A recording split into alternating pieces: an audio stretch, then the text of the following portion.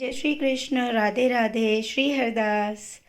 और मेरे पास ना बहुत सारे कमेंट्स आते हैं कि देखिए ये जो लीला है, ये लीला मैंने बहुत समय पहले पढ़ी भी थी और सुनी भी थी।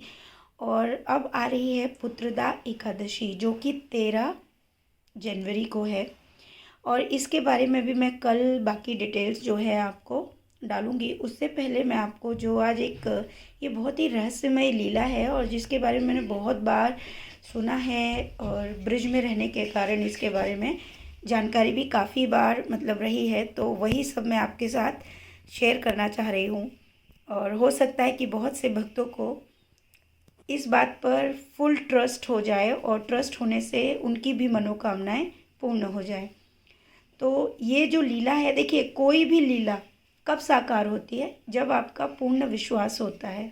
ठीक है, ये सबसे पहला घटक है, ये सबसे पहला स्रोत है, ये सबसे पहली चीज़ आती है कि हमारे जीवन में कोई चीज़ या किसी चीज़ होने की जो संभावना बढ़ती है वो बढ़ती है विश्वास के साथ। अगर आप उस तथ्य पर, उस चीज़ पर यकीन करते हैं तो यकीन मानिए कि वो चीज़ आपके जीवन में ज़रूर घटित होगी। और अगर वो बात को आप जोड़ देते हैं ईश्वर के साथ में, क्योंकि आपको जितनी भी खुशियाँ प्राप्त होती हैं, आपके जीवन में जितने भी अच्छे स्रोत आते हैं, वो सब प्रभु के कारण ही मिलते हैं और वो आपसे जुड़े होते हैं क्योंकि उसमें आपके अच्छे कर्म जुड़े होते हैं। ठीक है, तो आज की ये जो रहस्यमय लीला है इसके बारे में मैं आपको बताना चाहूँगी। ये बहुत पहले की बात है और ब्रिज की ही बात है। ब्रिज में ही, वृंदावन के पास ही एक गांव था और उस गांव में गायत्री नाम की एक महिला रहती थी। आप सखी हम उनको बोलेंगे, रहती थी, क्योंकि अब हम सखी भाव से प्रेम करते हैं प्रभु को। क्योंकि देखिए मेरा दोनों भाव से प्रभु को प्रेम है, मातृत्व के साथ साथ सखी भाव, क्योंकि हरिदासी संप्रदाय से अब हम जुड़ गए हैं। तो अब ये सखी संप्रदाय बहुत मेन हो गया है, तो वो मुख से निकलना एक नॉर्मल बात हो गई है। तो ठीक है जी, तो मैं आपको बताना चाहूँगी। तो वो रहा करती थी जो वृंदावन के पास ही एक गांव था और ये बहुत पहले की बात है।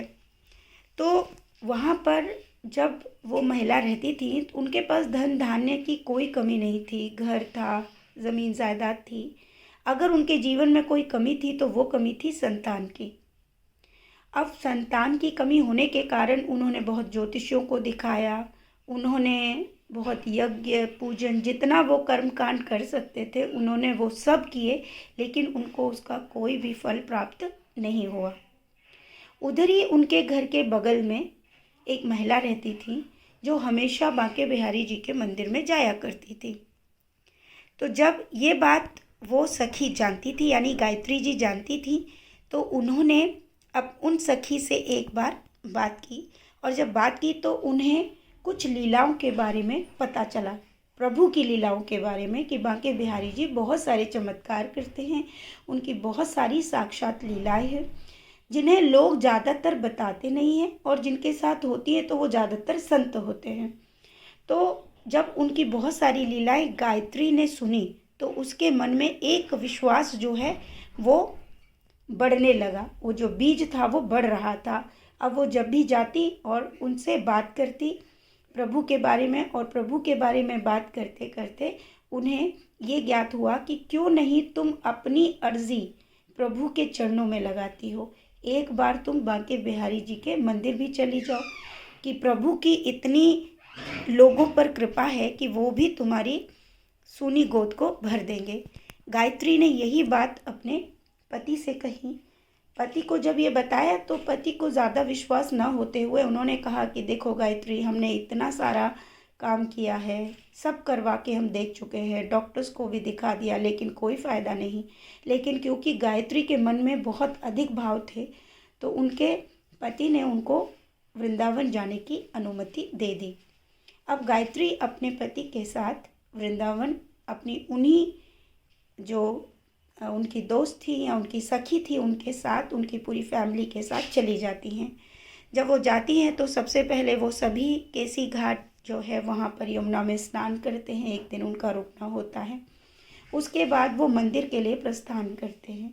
जैसे ही वो बांके बिहारी जी के मंदिर के पास, चबूतरे के पास पहुंचते हैं तो वो वहाँ पर देखते हैं कि फूल, मिठाइयाँ सब ले रहे हैं, तो वो भी ले लेती हैं। लेने के बाद जब मंदिर में प्रवेश करते हैं तो भीड़ बहुत अधिक थी। इतनी भीड़ अधिक होने के कारण गायत्री एक कोने में खड़ी हो गई। गायत्री कोने में खड़ी थी, तभी वो देखती हैं कि पीछे से उन्हें एक आवाज़ आती है और वो कहते हैं कि बहन, मैं तुम्हारी मदद कर देता हूँ, लाइए तुम्हारा प्रसाद और माला मैं प्रभु को अर्पण कर देता हूँ। गायत्री को यही उचित लगा और उन्होंने अपने प्रसाद को उनके हाथों में सौंप दिया।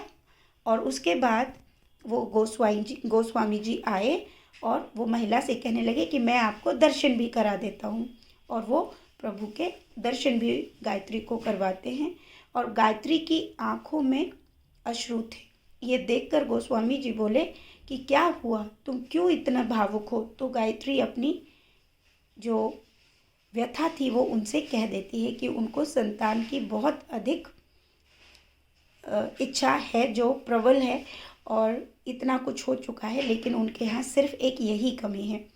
तो गोस्वामी जी कहते हैं कि लेकिन जहाँ तुम जिस दर पर आई हो, यहाँ पर प्रभु हर किसी की मनोकामना को पूर्ण करते हैं।